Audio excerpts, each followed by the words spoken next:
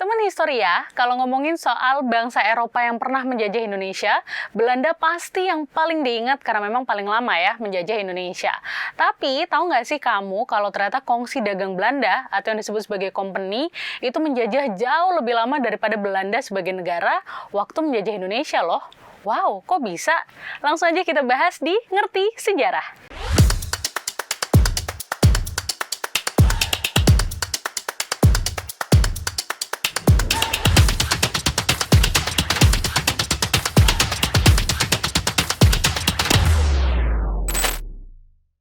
Berpuluh-puluh tahun setelah kedatangan bangsa Portugis dan Spanyol di Nusantara, Belanda memulai ekspedisi pertamanya untuk mencari rempah-rempah langsung ke daerahnya di daratan Hindia Timur.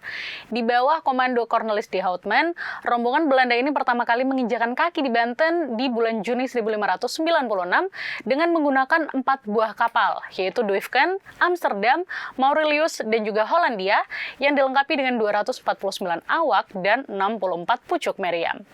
Pada awalnya sih, mereka ini diterima dengan baik di Banten. Tapi kemudian Belanda ini terlibat konflik sehingga kemudian diusir oleh otoritas Kesultanan Banten dan juga petugas dari Portugis. Rombongan de Houtman kemudian melanjutkan perjalanan menuju arah timur melewati pantai utara Jawa. Nah, mereka itu tiba di Madura. Tapi lagi-lagi Belanda ini terlibat konflik dengan masyarakat lokal, bahkan sampai membunuh satu penguasa lokal di sana yang membuat banyak awaknya akhirnya ditangkap dan juga ditahan oleh masyarakat lokal. Pada saat itu, Houtman terpaksa harus mengeluarkan uang yang sangat banyak untuk membebaskan awak kapalnya dari sandra. Nah, dari Madura, karena terusir lagi, mereka melanjutkan perjalanan sampai tiba di Bali. Di Bali itulah pertama kalinya akhirnya Cornelis de Houtman berhasil untuk menjalin hubungan dagang dengan Raja Bali dan mendapatkan banyak rempah-rempah di sana. Meskipun melalui banyak banget kesulitan selama perjalanan ya, de Houtman dan rombongannya ini berhasil kembali ke Belanda pada bulan Agustus 1597. Meskipun dia harus kehilangan satu buah kapalnya, yaitu Amsterdam, yang terpaksa ditinggalkan dan dibakar di Bawean karena mengalami kebocoran dan juga kekurangan awak. Tahu nggak sih teman histori ya, de Houtman ini kehilangan hampir 3/4 dari awak kapalnya yang meninggal selama perjalanan, baik itu karena penyakit maupun pertempuran. Nah, de Houtman ini berhasil membawa 240 kantong lada, kemudian 45 ton pala, dan juga 30 bal bunga pala yang sebagian besar diperoleh dari hasil rampasan. Meskipun keuntungannya dinilai nggak seberapa, tapi keberhasilan de Houtman ini membuka mata banyak pedagang Belanda bahwa mereka ini mampu untuk berlayar sampai ke pulau asli rempah-rempah. Semangat menemukan sumber rempah-rempah ini kemudian menaikkan minat masyarakat Belanda ya, dan mulai saat itu kongsi-kongsi dagang yang kemudian tumbuh di berbagai kota di Belanda membiayai banyak ekspedisi untuk mendapatkan rempah langsung dari Nusantara. Nah, periode ini menurut sejarawan Mona Lohande adalah periode yang disebut sebagai wildevaart atau pelayaran liar karena memang nggak diatur sehingga menimbulkan persaingan di antara perusahaan dagang di Belanda. Dalam keadaan terpecah belah itu, Belanda juga disibukkan dengan perang melawan Spanyol dan juga Portugis. Menurut sejarawan Universitas Leiden, yaitu Feme Simon Gastra, ya, para pedagang dari Belanda ini sebenarnya kewalahan dan gak mampu untuk menghadapi armada kuatnya Spanyol dan juga Portugis. Maka mulai dari itu timbullah ya keinginan untuk merundingkan bagaimana bila kongsi-kongsi dagang itu bersatu. Pada saat itu ada 6 kongsi dagang besar yang ada di Belanda, yaitu Amsterdam, Zeeland, Delft, Rotterdam, Hoorn, dan juga Enkhuizen. Nah, pada awalnya juga mereka ini sebenarnya menaruh curiga satu sama lain, teman historia. Mereka ini nggak percaya karena memang kan pada awalnya mereka saling bersaing.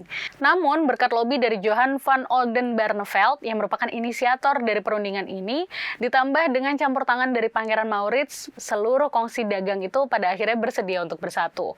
Akhirnya, pada tanggal 20 Maret 1602, ya, ke-6 kongsi dagang ini bergabung dan lahirlah Kongsi Dagang Hindia Timur atau dikenal sebagai Verenigde Oost-India Company atau VOC. Nah, penggabungan ini membuat mereka menjadi lebih siap, lebih percaya diri untuk menghadapi Spanyol, Portugis, bahkan Inggris karena mereka lebih siap dari segi armada maupun ekonomi.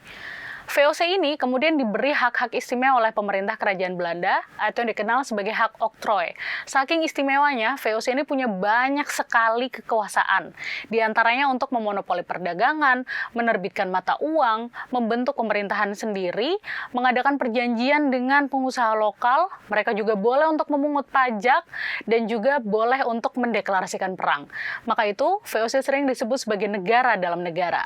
Kongsi dagang besar itu menandai dimulainya dominasi bangsa Belanda di Nusantara sampai ratusan tahun kemudian. Nggak butuh waktu lama bagi VOC setelah terbentuk, mereka langsung berlayar pertama kali ke Banten dengan tujuan utama untuk mendekati Kesultanan Banten demi mendapatkan hak berdagang di sana. Akhirnya, Sultan Abdul Mafakir Mahmud Abdul Qadir ini memberikan VOC hak untuk mendirikan dermaga, kemudian mendirikan kantor administrasi dan juga gudang di sana. Pada tahun 1603 itulah untuk pertama kalinya VOC memiliki markas di Nusantara di Banten itu. Awalnya, hubungan dagang Belanda dengan Banten itu berjalan baik. Tapi, ternyata Kesultanan Banten itu nggak cuma kasih hak istimewa untuk VOC. Karena Kesultanan Banten juga memberikan hak serupa kepada kongsi dagang dari Inggris, yaitu East India Company atau EIC, di mana EIC bahkan diberikan lokasi yang lebih baik dari VOC. Pada saat itu, VOC merasa bahwa kehadiran EIC akan menjadi hambatan dari niatan mereka untuk memonopoli rempah di sana.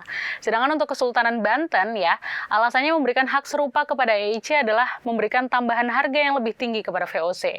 Nah, pada saat itulah VOC kemudian memikirkan rencana untuk memindahkan markas dagangnya ke wilayah lain. Sementara itu, di timur sana, Portugis masih memonopoli rempah-rempah di Kepulauan Maluku. Namun, Portugis juga berkonflik dengan kerajaan-kerajaan lokal yang ada di sana. VOC kemudian memanfaatkan momen itu untuk membantu masyarakat Hitu di Ambon ya dalam persekutuan anti-Portugis. Sebagai imbalannya, VOC kemudian diberikan hak tunggal untuk membeli rempah-rempah dari masyarakat Hitu. Pada 23 Februari 1605, kapal-kapal VOC ini kemudian menyerang kubu pertahanan Portugis di Ambon. Benteng pertahanan Portugis kemudian diserang bertubi-tubi sampai akhirnya berhasil dijebol. 2 hari kemudian, Portugis akhirnya menyerahkan benteng pertahanannya kepada Belanda, ya, dan juga Belanda memerintahkan pasukan Portugis yang bersenjata untuk keluar dari wilayah Maluku. Kalaupun mereka mau tinggal, mereka harus bersumpah setia kepada Belanda. Setelah Ambon berhasil dikuasai oleh VOC, VOC benar-benar memindahkan markasnya ke Kepulauan Maluku karena dianggap bahwa di sana adalah salah satu daerah penghasil rempah-rempah utama di Nusantara. Sekitar tahun 1618, setelah 13 tahun punya markas di Ambon, VOC ini kemudian memutuskan untuk memindahkan markasnya ke Jayakarta.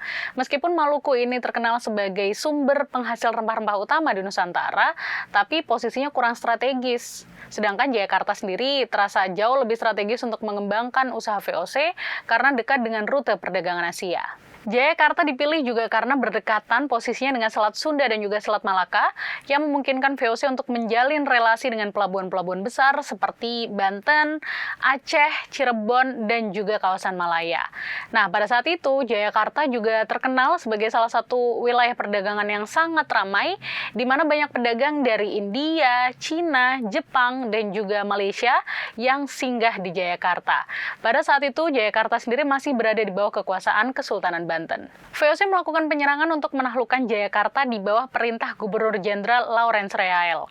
Namun, pada saat itu Kesultanan Banten yang dibantu oleh pasukan Inggris berhasil untuk mengalahkan pasukan VOC sehingga mereka terpaksa kembali ke Maluku. Di tahun 1619, Jan Pieter Zoon-Koon ditunjuk sebagai Gubernur Jenderal VOC yang baru. Nah, merasa bangsanya pernah dipermalukan oleh Inggris, maka JP Koon mempersiapkan armada yang lebih besar untuk bisa menaklukkan Jayakarta.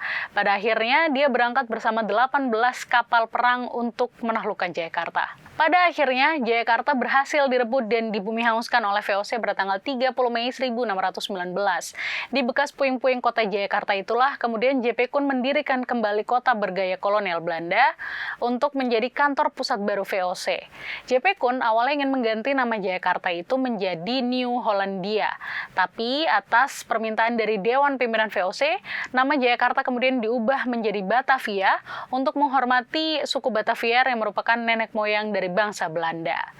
Setelah Batavia berhasil dikuasai oleh VOC, di sanalah VOC terus tumbuh menjadi salah satu kongsi dagang paling sukses dan paling kaya di dunia yang mengeksploitasi kekayaan alam, rempah-rempah, dan juga masyarakat pribumi Nusantara sampai ratusan tahun kemudian.